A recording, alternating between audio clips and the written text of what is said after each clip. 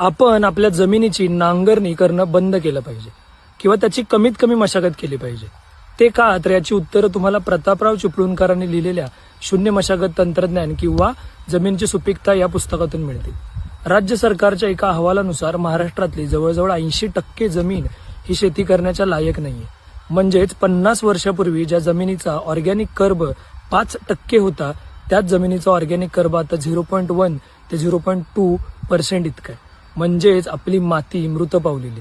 खोलवर नांगरणी करणं, बांधावरची झाडं तोडणं आणि शेतातला काडी कचरा जाळून टाकणं ही यामागची महत्वाची कारण आहेत. आणि आजच्या मृदा दिनानिमित्त आपण संकल्प करूयात की आपण आपली मातीला पुन्हा जिवंत करूयात. आपल्या मागच्या पिढीने जी आपल्याला सुपीक जमीन दिलेली आहे, ती जमीन पुन्हा पुढच्या पिढीला आपल्याला द्यायची आहे. आणि त्यासाठी जमिनीची कमीत कमी मशागत करणे, बांधावरची झाडं ठेवणे आणि शेतातला काडी कचरा पुन्हा मातीत जिरवणे हे खूप गरजेचं आहे. कारण एकदा माती नष्ट झाली तर आपली मती सुद्धा नष्ट होईल. त्यामुळे विचार करा आणि आजच्या मृदा दिनानिमित्त आपण आपल्या मातीचं संवर्धन करण्याचा प्रयत्न करूया. धन्यवाद. आरोग्यम धनसंपदा.